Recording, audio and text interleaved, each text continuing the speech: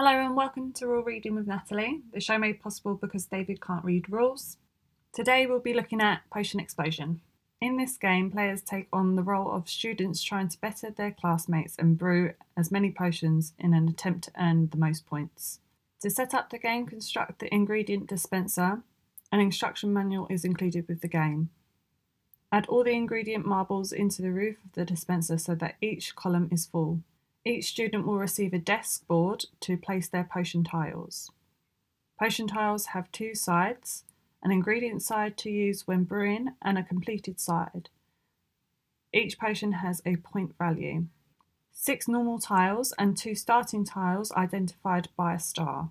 Depending on the number of students, take all starting tiles of the chosen potions and place 2 for each player in the middle of the table ingredient side up. The last player to brew a drink takes the first player token. They then take one of the potions, placing it in their desk. In clockwise order, everyone takes 1 potion. The last student then takes a second potion, and in anti-clockwise order, every student takes another potion. Shuffle all other potions and place them ingredient side up in 5 piles. Then place skill tokens depending on the number of players in the middle of the table. This creates the countdown pile and will earn students points. Place the rest in a general pile along with a little help tokens. Each turn, students must take one of the ingredient marbles from the dispenser and add it to their hand.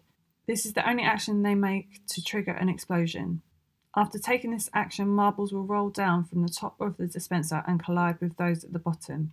If the 2 marbles that made contact are of the same colour, an explosion occurs. This means the student who caused the explosion takes all the connecting marbles of that colour and adds them to their hand.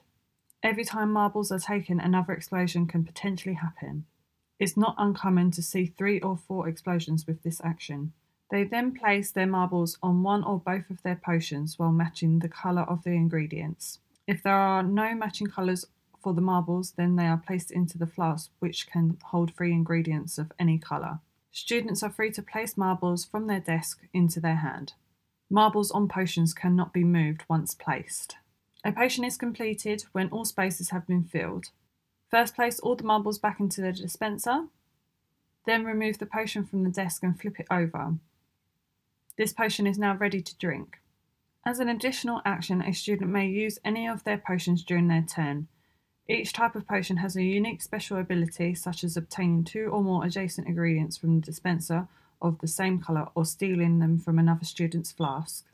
Students may opt to take one of the A Little Help tokens.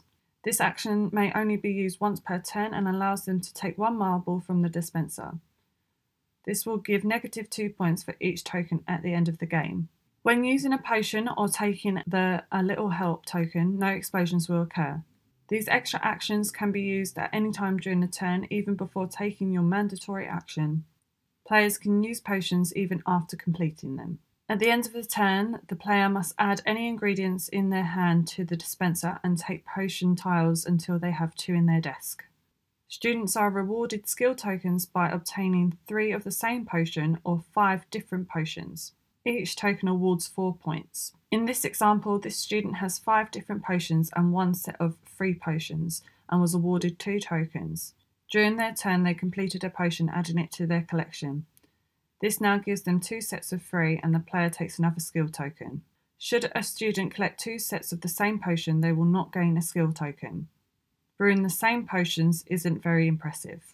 The end of the game triggers when the last skill token is taken from the countdown stack.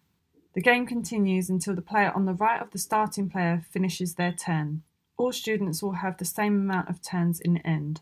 Students add up their potion points and skill tokens, not forgetting to reduce their score by the 2 for every help token.